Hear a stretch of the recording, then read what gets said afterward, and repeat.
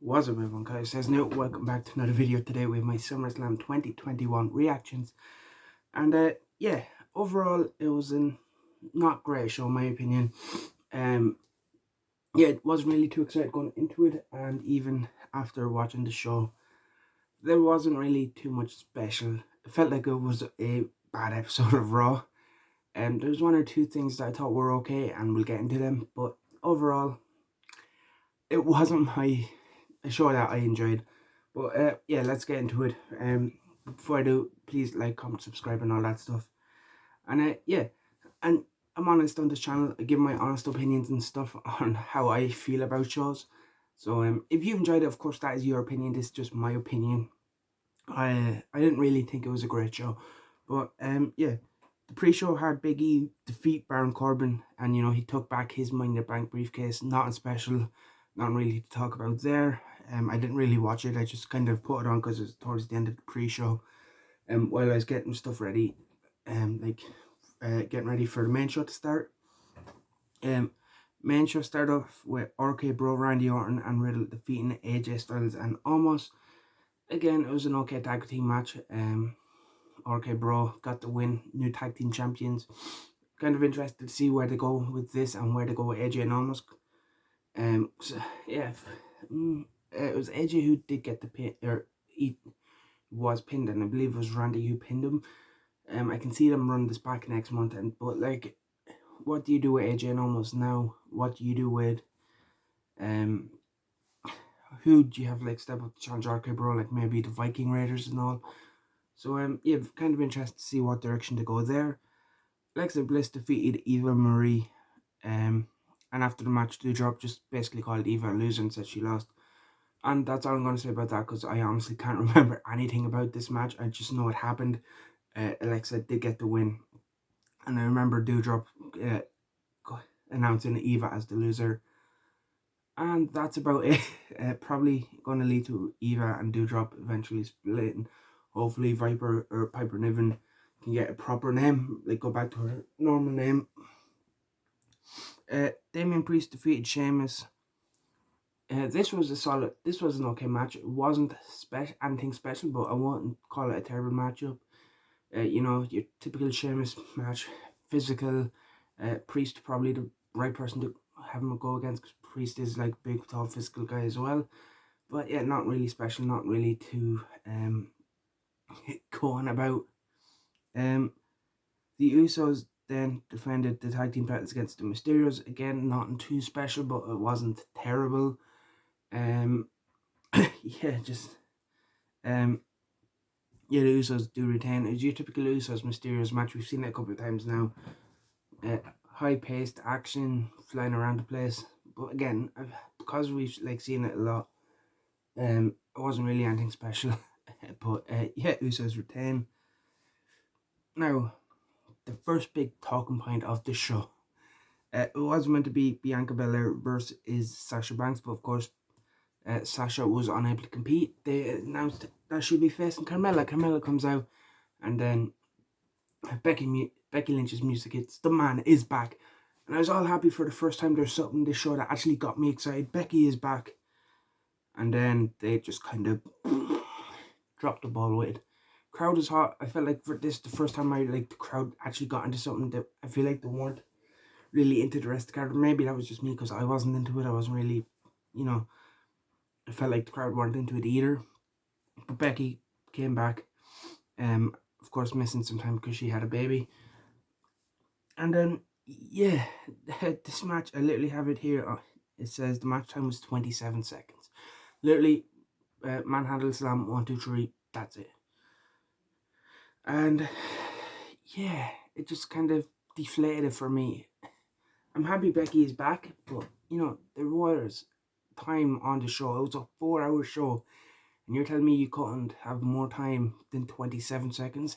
You know, I know they did a couple of backstage interviews with celebrities. I can't remember exactly the work because I didn't know who they were, but you know, okay, maybe you have them, but you know, you could have cut them a bit, gave Becky some time. They had a fucking they had a Miz and Morrison segment that was like 5 to 10 minutes long, when Xavier Woods comes out and sprays him with water. No, you could have cut that, have that on Raw. Like, did that need to be on this pay per view? No. Um, yeah, like I felt like there was room to give this match more time. Even Robbie Lashley and Goldberg, they go about 7 minutes. You could cut 2-3 minutes off that. I'd even cut 5 minutes off it, and give that to Becky and Bianca, and let them have a proper match. But yeah, I'm happy Becky's back.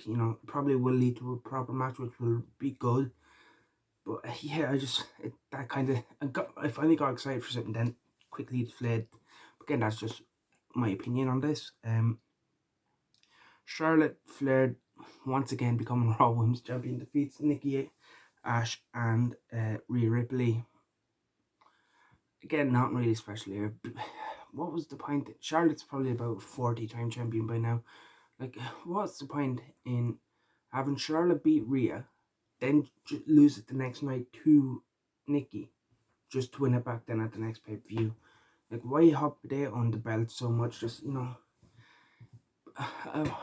not a big fan of the decision, but again, it's not against Charlotte. I do like Charlotte, but yeah, actually, I've completely skipped a match, but yeah, I'll finish talking about Charlotte and all first. But yeah, I wasn't really a fan of the way they hopped out the belt. Like, if the plan was all just to give the belt to Nikki for a month and just give it back to Charlotte, like, why do it? Does, like, I don't know, maybe it helped Nikki. I wasn't really watching Raw, so I don't know. But yeah, I'm not a big fan of just, having her win the belt for a day, loses it next night. Nikki holds it for 2 to 3 weeks until the next pay-per-view, then loses it back. Like, I'm not a big fan of hopping out on the belt so much like that. But yeah. I forgot about Drew McIntyre defeating Jinder Mahal. It was a match. Jinder won with the Claymore. And yeah, Vera and Shanky came out after the match, and Drew got the sword and basically like tried to swing it at him. But yeah, not really to talk about there. Edge versus Seth Rollins. This was an okay match again. Not really too special. Edge hit a move what was basically a suicide dive, but they called it as a spear through the ropes, which is basically just a suicide dive, which Seth Rollins does like every week. Edge came out the Brood music, and then transitioned it into his normal entrance. But this is kind of, I don't have a problem with it. I just don't understand. Like, okay, they had a story already there. Edge won payback for what happened 7 years ago. Rollins being mad that Edge is getting the title shot at Money in the Bank instead of him and costing them. So there was something there. But yes, and then they'd like, oh, Edge needs this darker side, and I didn't see the need for it. It's the first match they've had. I don't feel like Seth done enough to drive Rollins to go to the Edge. Rollins done enough to drive Edge to this darker place, especially when you look at what happened with Randy and Edge last year. I feel like Randy did more that would have warranted going to a darker place, but that's just me. It was a cool moment. I do like the Brood music and the entrance and all. I did like it. I just didn't really understand the need for it here, but yeah, whatever. But the match itself was solid. Edge with the submission win. Bobby Lashley retains against Goldberg in 7 minutes. Referee stoppage. Bobby was working over the leg and referee called it. Wasn't a big fan of the finish. I would have rather Lashley get the win clean, but yeah, at least he retained. I'm worried that this is leading to a rematch. After the match, Goldberg tried to stop Lashley from beating up Goldberg even more, and Bobby put him into hurt lock. So I feel like that's going to lead to a match at Saudi Arabia, which Goldberg probably wins, even though he shouldn't. But yeah, not a big fan of this finish. The first 2-3 minutes was just two big men going at it. I liked, but then from there, slowed it down, working the leg, kind of took me out of the match again. And yeah, not a fan of the finish, but again, we'll have to wait and see where that goes. Roman Reigns defeats John Cena to retain the Universal title in the main event. Again, I wasn't the biggest fan of this. I felt like the pacing was too slow.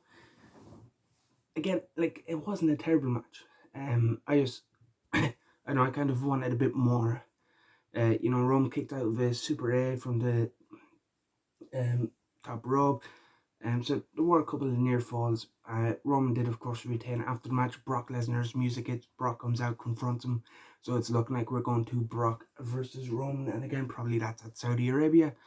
Which I'm a big Brock. I am a fan of Brock. And I feel like him and Reigns have had mixed history of matches, some good, some bad. So yeah, we'll have to wait and see.